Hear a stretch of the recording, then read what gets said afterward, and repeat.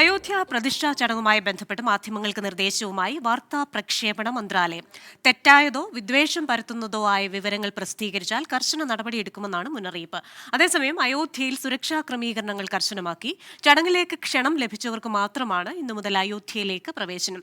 പ്രതിഷ്ഠയോടനുബന്ധിച്ചുള്ള സുരക്ഷാ പരിശോധനയ്ക്കിടെ ഖലിസ്ഥാൻ ബന്ധമുള്ള 3 പേർ പിടിയിലായി. അയോധ്യ രാമക്ഷേത്രത്തിലെ പ്രസാദം എന്ന പേരിൽ മധുര പലഹാരങ്ങൾ വിൽപ്പന നടത്തിയതിന് ആമസോണിന് കേന്ദ്ര ഉപഭോക്തൃകാര്യ മന്ത്രാലയം നോട്ടീസ് അയച്ചു.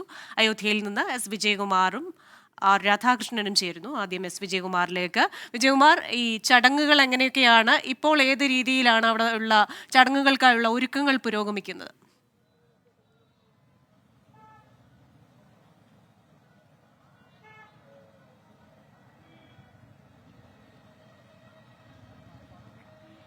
ക്രിസ്ത്യന, അയോധ്യ രാമക്ഷേത്ര പ്രതിഷ്ഠയ്ക്കുള്ള അതിന് അനുബന്ധമായ ചടങ്ങുകളാണ് ഇപ്പോൾ ക്ഷേത്രത്തിൽ നടക്കുന്നത്. ഗർഭഗൃഹം വൃത്തിയാക്കുക അല്ലെങ്കിൽ ഗർഭഗൃഹം ശുചിയാക്കുക എന്നതായിരുന്നു ഇന്നത്തെ ഏറ്റവും പ്രധാനപ്പെട്ട താന്ത്രിക വിധി പ്രകാരമുള്ള ഒരു ചടങ്ങ്. അത് പൂർത്തിയായി കഴിഞ്ഞാൽ അതിനനുബന്ധമായ മറ്റ് ചടങ്ങുകൾ നടക്കും. നാളെയോടെ രാംലല്ലയുമായി പ്രതിഷ്ഠാ വിഗ്രഹവുമായി ബന്ധപ്പെട്ട ചില പ്രധാനപ്പെട്ട ചടങ്ങുകൾ നാളെ ബാക്കിയുണ്ട്. മറ്റന്നാളത്തെ ഈ പ്രാണപ്രതിഷ്ഠയ്ക്ക് മുന്നോടിയായി ചെയ്തു തീർക്കേണ്ട അത്തരം ചില വിധിപ്രകാരം എന്ന് വെച്ചാൽ താന്ത്രിക വിധിപ്രകാരമുള്ള പൂജാകർമ്മങ്ങളാണ് ബാക്കിയുള്ളത്. അതിന്റെ മുറ പോലെ നടക്കുന്നുണ്ട്. മറ്റൊന്ന്, ഈ ആളുകളുടെ, അതായത് ഈ പ്രദേശത്തേക്ക്, ഈ മേഖലയിലേക്ക്, അയോധ്യ നഗരത്തിലേക്ക് രാജ്യത്തിന്റെ വിവിധ ഭാഗങ്ങളിൽ നിന്നുള്ള ആളുകൾ ഇങ്ങനെ കൂട്ടം കൂട്ടമായി എത്തുകയാണ്. അധികൃതർക്ക് നിയന്ത്രിക്കാൻ കഴിയുന്നതിലും അല്ലെ അധികൃതർ കരുതിയതിനപ്പുറത്തേക്കുള്ള ഒരു ജനക്കൂട്ടം, ഒരു ജനപ്രവാഹം ഇവിടേക്ക് ഉണ്ടാകുന്നുണ്ട് എന്നതാണ് ഈ ദിവസങ്ങളിലെ ഏറ്റവും പ്രധാനപ്പെട്ട ഒരു കാഴ്ചയും വിവരവും. അയോധ്യയിൽ ഇത്രയും ആളുകൾ ഈ ദിവസങ്ങളിൽ ഉണ്ടാവുന്നത് ഒഴിവാക്കാൻ വേണ്ടി നേരത്തെ ചില അഭ്യർത്ഥനകൾ അധികൃതരുടെയൊക്കെ ഭാഗത്തുനിന്നുണ്ടായിരുന്നുവെങ്കിലും പക്ഷെ അത് ഫലം കണ്ടിട്ടില്ല എന്ന് വേണം കരുതാൻ. ഈ ദൃശ്യങ്ങളിൽ കാണാം എന്ന് ഞാൻ കരുതുന്നു. ആളുകൾ ഇങ്ങനെ കൂട്ടം കൂട്ടമായി ഇവിടേക്ക് എത്തുകയാണ്. ഇതൊക്കെ പലരും രാജ്യത്തിന്റെ വിവിധ ഭാഗങ്ങളിൽ നിന്ന്, വിവിധ സംസ്ഥാനങ്ങളിൽ നിന്ന് എത്തിയ ആളുകളാണ്. പല സന്യാസ വിഭാഗങ്ങളുടെയും ആശ്രമം അല്ലെ മഠം, അവിടുന്ന് എത്തുന്ന ആൾക്കൂട്ടം, അവരുടെ കൂടെ വരുന്നത് ഒരു വലിയ സഞ്ചയമാണ്. അത് ഒരു വലിയ ആൾക്കൂട്ടമാണ്. തീർത്ഥാടക സംഘമായി വലിയ ബസ്സുകളിലും ഒക്കെയായി അവരിങ്ങനെ വരികയാണ്. ഒന്നിലധികം ബസ്സുകളിലൊക്കെയാണ് രാജ്യത്തിന്റെ വിവിധ ഭാഗങ്ങളിൽ നിന്നുള്ള ആളുകൾ ഇങ്ങനെ ഇവിടേക്ക് എത്തുന്നത്. അത് ഈ നഗരത്തിന് ഉൾക്കൊള്ളാൻ കഴിയുന്നതിനപ്പുറത്തേക്കുള്ള ആൾക്കൂട്ടം ഇവിടെ എത്തുന്നുണ്ട്. ഇവിടെ താമസിക്കാൻ എത്തുന്നവർക്കൊക്കെ മുറികളോ ഒന്നുമില്ല. വലിയ തണുപ്പാണ്. ഇന്ന് രാവിലെ 4 ഡിഗ്രി ആയിരുന്നു, പിന്നീട് അത് 9 ഡിഗ്രിയായി, ഒന്ന് മെച്ചപ്പെട്ടു. വൈകുന്നേരം ഉച്ച കഴിഞ്ഞപ്പോഴേക്ക് അത് വീണ്ടും ഏതാണ്ടൊരു 6 ഡിഗ്രി 5 ഡിഗ്രിയിലേക്ക് താഴ്ന്നിട്ടുണ്ട്. അങ്ങനെ വലിയ കടും ശൈത്യം ആണ്. അതിനിടയിലും ആളുകൾ ഇവിടെ എത്തുന്നുണ്ട്. അവർക്ക് താമസിക്കാൻ വേണ്ടത്ര മുറികൾ ഇവിടെ ഈ ഘട്ടത്തിലില്ല. കാരണം ഇവിടെ ഇതിനോടകം തന്നെ നേരത്തെ തന്നെ അതൊക്കെ ബുക്ക് ചെയ്തു പോയിരുന്നു. അപ്പോൾ അതൊക്കെ കരുതിക്കൊണ്ടാണ് ഇവിടേക്ക് ആള് പരമാവധി ഈ ദിവസങ്ങളിൽ ഒഴിവാക്കണമെന്ന നിർദ്ദേശം ഉയർന്നത്. പക്ഷെ അത് പാലിക്കാൻ കഴിയുന്നില്ല. ആൾക്കൂട്ടം ഇങ്ങനെ വന്നുകൊണ്ടിരിക്കുകയാണ്. അങ്ങനെ കനത്ത സുരക്ഷയുടെ കാര്യത്തിൽ ഒരു 3 ടയർ 3 നിരയായിട്ടുള്ള സുരക്ഷയാണ് ഇവിടെ ഏർപ്പെടുത്തിയിരിക്കുന്നത്.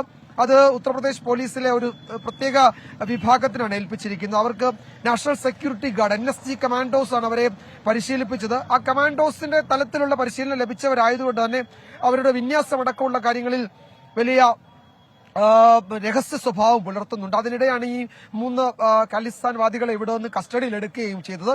അതിനുശേഷം കുറെ കൂടി കടുത്ത സുരക്ഷ ഇവിടെ ഏർപ്പെടുത്തിയിട്ടുണ്ട്. ഈ നഗരമാകെ വലിയ തോതിൽ അലങ്കരിക്കുകയും ഒക്കെ ചെയ്തിട്ടുണ്ട്. വൈദ്യുത ദീപാലങ്കാരങ്ങളൊക്കെ ആകാം. കുറച്ചുകൂടി കഴിയുമ്പോഴേക്കും അത്തരം അലങ്കാരങ്ങളൊക്കെ കാണാം. എല്ലായിടത്തും ഭജനകളും ഒക്കെയായി പോവുകയാണ്. ചുരുക്കത്തിൽ ഒരു ഉത്സവ അന്തരീക്ഷം എല്ലാ തരത്തിലും അയോധ്യയിലുണ്ട്. പ്രധാനമന്ത്രി നാളെയോ മറ്റന്നാളോ എത്തും. മറ്റന്നാളാണോ നാളെയാണോ എന്നതിലൊരു സ്ഥിരീകരണം ഉണ്ടായിട്ടില്ല. മറ്റ് VVIPകളൊക്കെ ഇവിടേക്ക് എത്തിക്കൊണ്ടിരിക്കുകയാണ്. അവർക്കൊക്കെ വലിയ സ്വീകരണമൊക്കെ ഒരുക്കുന്നുണ്ട്. ഏതായാലും അയോധ്യയിലെ രാമക്ഷേത്ര പ്രതിഷ്ഠയോട് അനുബന്ധിച്ചുള്ള ചടങ്ങുകളൊക്കെ നടക്കുന്നു. രാഷ്ട്രീയ വിവാദങ്ങളുടെ കാര്യത്തിൽ നേരത്തെ പറഞ്ഞതുപോലെ ചടങ്ങിലേക്ക് ആരൊക്കെ പങ്കെടുക്കും, ഏതൊക്കെ പാർട്ടികളിലെ നേതാക്കൾ ക്ഷണിക്കപ്പെട്ടവരൊക്കെ പങ്കെടുക്കും എന്നതൊക്കെയോട് കൗതുകമായി തുടരുകയാണ്. ഉത്തർപ്രദേശ് കോൺഗ്രസ് നേതാക്കൾ ഏതായാലും അതിൽ പങ്കെടുക്കുമെന്ന് അവരുടെ മുൻ നിലപാട് മാറ്റിയിട്ടില്ല. അവരെ പ്രകോപിപ്പിക്കേണ്ടതില്ല എന്നതാണ് കോൺഗ്രസിന്റെയും ഇപ്പോഴത്തെ നിലപാട്. അവർ പാർട്ടി വിടുമോ എന്നൊരു ആശങ്കയൊക്കെ കോൺഗ്രസിനുള്ളതുകൊണ്ട് അവരെ കൂടുതൽ പ്രകോപിപ്പിക്കാതെ അങ്ങനെ കൂടുതൽ പ്രതികരണങ്ങളിലേക്ക് പോകുന്നില്ല.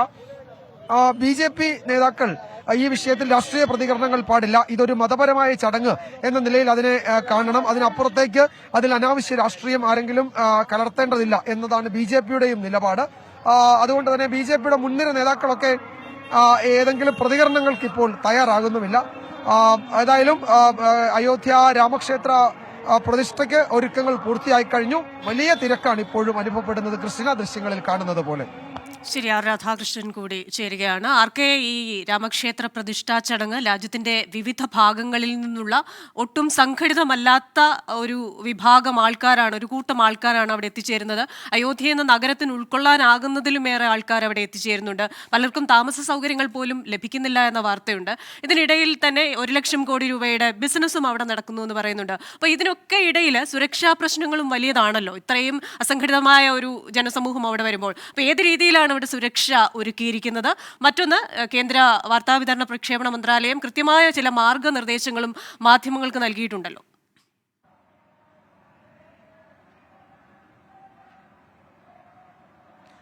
തീർച്ചയായിട്ടും ഈ സുരക്ഷ സംബന്ധിച്ച കാര്യങ്ങളിലേക്ക് വരുന്നതിന് മുമ്പ് ഞാൻ ക്രിസ്റ്റിന ചോദിച്ച രണ്ടാമത്തെ ചോദ്യത്തിന് ഉത്തരം നൽകുന്നതാകും ഈ ഘട്ടത്തിൽ ഉചിതം. ഞാൻ ഇപ്പോൾ ഉള്ളത് അയോധ്യയിലെ ഈ രാമക്ഷേത്ര ഉദ്ഘാടനവുമായി ബന്ധപ്പെട്ട് വലിയ സൗകര്യങ്ങൾ ഈ മാധ്യമങ്ങൾക്ക് വേണ്ടിയിട്ട് ഒരുക്കിയിട്ടുണ്ട് ഉത്തർപ്രദേശ് സർക്കാരിന്റെയും കേന്ദ്ര സർക്കാരിന്റെയും നേതൃത്വത്തിൽ. അങ്ങനെയുള്ള മീഡിയ സെന്ററിലാണ് ഞാനുള്ളത്. ഈ മീഡിയ സെന്ററിന്റെ പ്രവർത്തനം ഇന്ന് ആരംഭിച്ചിരിക്കുകയാണ്. നാളെ അടക്കമുള്ള ദിവസങ്ങളിൽ ഈ മീഡിയ സെന്ററിൽ കൂടുതൽ സൗകര്യങ്ങൾ എത്തും എന്നാണ് ഇപ്പോൾ അറിയിച്ചിരിക്കുന്നത്. അത്യാധുനികമായിട്ടുള്ള സൗകര്യങ്ങൾ എല്ലാ മാധ്യമങ്ങൾക്കും ഉള്ള സ്പേസ് അടക്കം നൽകിക്കൊണ്ടുള്ള ഒരു സൗകര്യമാണ് ഇപ്പോൾ ഈ അയോധ്യയിൽ ഒരുക്കിയിരിക്കുന്നത്. അയോധ്യയെ സംബന്ധിച്ച് വളരെ പ്രധാനപ്പെട്ടതാണ്.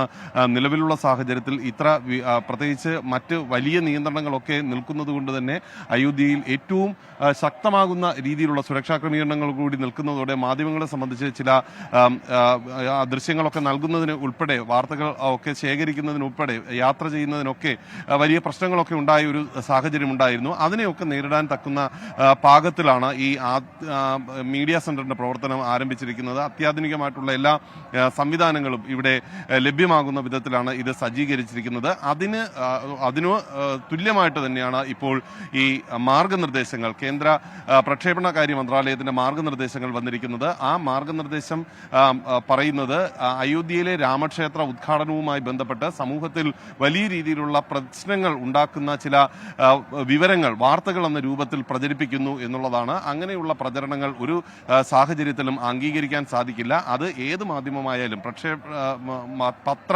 ദൃശ്യ, സമൂഹ മാധ്യമങ്ങൾ അത് ഏത് മാർഗത്തിലാണെങ്കിലും ഇതുമായി ബന്ധപ്പെട്ടിട്ടുള്ള കർശനമായിട്ടുള്ള നടപടികൾ കൈക്കൊള്ളേണ്ടി വരും എന്നുള്ളതാണ് കേന്ദ്ര പ്രക്ഷേപണ മന്ത്രാലയം പറയുന്നത്. അതുകൊണ്ട് എല്ലാ മാധ്യമങ്ങൾക്കും നൽകിയിരിക്കുന്ന മാർഗനിർദ്ദേശങ്ങൾ അനുസരിച്ച് നൽകുന്ന വിവരങ്ങൾ അത് വളരെ കൃത്യമായിരിക്കണം, വസ്തുനിഷ്ഠമായിരിക്കണം. അത് സമൂഹത്തിൽ ഏതെങ്കിലും വിധത്തിൽ പ്രശ്നങ്ങൾ സൃഷ്ടിക്കുന്നതാകരുത്. അങ്ങനെ ഉണ്ടായാൽ കർശനമായിട്ടുള്ള നടപടി കൈക്കൊള്ളും എന്നുള്ളതാണ് കേന്ദ്ര പ്രക്ഷേപണ മന്ത്രാലയം ഇപ്പോൾ വ്യക്തമാക്കുന്നത്. പ്രത്യേകിച്ച് സാമൂഹ്യ മാധ്യമങ്ങളുടെ കാര്യം എടുത്ത് പറയുന്നുണ്ട്. ചില സമൂഹ മാധ്യമങ്ങൾ പല മേഖലകളിൽ വ്യത്യസ്തങ്ങളായിട്ടുള്ള ലക്ഷ്യങ്ങളുടെ അടിസ്ഥാനത്തിൽ തെറ്റായിട്ടുള്ള വിവരങ്ങൾ പ്രചരിപ്പിക്കുന്നു. അങ്ങനെയുള്ള വിവരങ്ങൾ പ്രചരിപ്പിക്കുന്നത് വലിയ പ്രശ്നങ്ങളിലേക്ക് നയിക്കുന്ന സാഹചര്യങ്ങൾ ഉണ്ടാക്കും. അത് ഒഴിവാക്കിയേ മതിയാകൂ. അതുകൊണ്ടാണ് ഈ ഇടപെടൽ എന്നാണ് ഈ മാർഗനിർദ്ദേശം വ്യക്തമാക്കുന്നത്.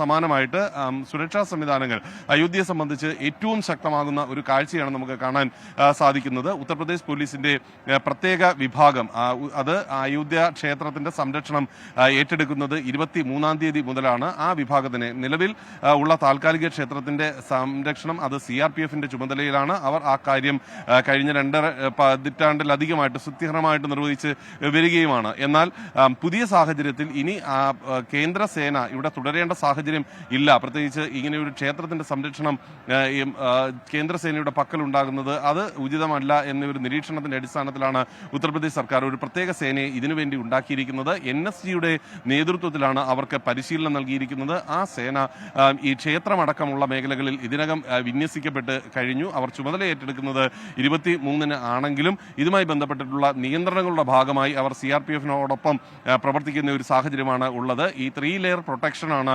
അയോധ്യ നഗരത്തിൽ ഏർപ്പെടുത്തിയിരിക്കുന്നത്. ആ 3 ലെയർ പ്രൊട്ടക്ഷനിൽ കേന്ദ്ര അർദ്ധ സൈനിക വിഭാഗങ്ങൾ, ഉത്തർപ്രദേശ് പോലീസ് എന്നിവർ തീർക്കുന്ന സുരക്ഷയാണ്. കമാൻഡോ സന്നാഹം അടക്കമുള്ളവയും ഇവിടെ സജ്ജമായിട്ടുണ്ട്. അങ്ങനെ ഉത്തർപ്രദേശിന്റെ മുക്കിലും മൂലയിലും പരിശോധനകൾ നടത്തുന്ന വിധത്തിലേക്കുള്ള ക്രമീകരണങ്ങളും സജ്ജീകരണങ്ങളുമാണ് ഒരുങ്ങിയിരിക്കുന്നത്. എല്ലാ ഹോട്ടലുകൾ അടക്കമുള്ള ഇടങ്ങളിലും പൊതുജനങ്ങൾ കൂടുന്ന ഇടങ്ങളിലും ഒക്കെ കൃത്യമായിട്ട് ഉള്ള പരിശോധനകൾ നടക്കുന്നുണ്ട്. സംശയം തോന്നുന്ന എല്ലാവരോടും ഇതുമായി ബന്ധപ്പെട്ടിട്ടുള്ള വിവരശേഖരണം നടത്തുകയും അങ്ങനെയുള്ളവരെ ചോദ്യം ചെയ്യുകയും ഒക്കെ ചെയ്യുന്ന ഒരു സാഹചര്യവും ഉണ്ട്. ഇന്നത്തോടുകൂടി കൂടുതൽ പേര് ഇവിടെ നിന്ന് പൊതുജനങ്ങളായിട്ടുള്ളവർ പൂർണ്ണമായിട്ട് മാറും എന്നുള്ളതാണ് പോലീസിന്റെ ഒരു നിരീക്ഷണം. ഇതിന്റെ അടിസ്ഥാനത്തിൽ നാളെ മുതൽ പാസ് ഉള്ളവർക്ക് മാത്രമായിരിക്കും വിവിധ മേഖലകളിലേക്ക് സഞ്ചാരം അടക്കമുള്ളവ ഉണ്ടാവുക. പ്രത്യേകമായിട്ട് ഇവിടെ എത്തുന്ന അതിഥികൾക്ക് വേണ്ടിയിട്ടുള്ള ഒരു സെന്റർ അവരെ സ്വീകരിക്കാനും അവരുടെ ആവശ്യങ്ങൾ നിർവഹിക്കാനും ഒക്കെ വേണ്ടിയിട്ടുള്ള പ്രത്യേകം സൗകര്യങ്ങളും ഇവിടെ സജീവമാക്കുന്ന ഒരു സാഹചര്യമാണ് ഇപ്പോൾ ഉള്ളത്. കനത്ത സുരക്ഷാ സംവിധാനങ്ങൾക്ക്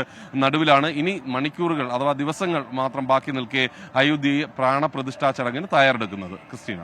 ശരി, അയോധ്യയിലെ പ്രാണപ്രതിഷ്ഠാ ചടങ്ങിന് മുന്നോടിയായിട്ടുള്ള അനുബന്ധ ചടങ്ങുകൾ, ഗർഭഗൃഹം വൃത്തിയാക്കുന്നതടക്കമുള്ള അനുബന്ധ ചടങ്ങുകൾ നടക്കുകയാണ്. കർശനമായ സുരക്ഷ അവിടെ ഏർപ്പെടുത്തിയിട്ടുണ്ട്. അതേപോലെ തന്നെ വസ്തുതാപരമല്ലാത്ത റിപ്പോർട്ടുകളൊന്നും പ്രസിദ്ധീകരിക്കരുതെന്ന് മാധ്യമങ്ങൾക്ക് കർശന നിർദ്ദേശവും നൽകിയിട്ടുണ്ട്. വിശദാംശങ്ങൾ നൽകുകയായിരുന്നു എസ് വിജയകുമാറും ആർ രാധാകൃഷ്ണനും അയോധ്യയിൽ നിന്ന്.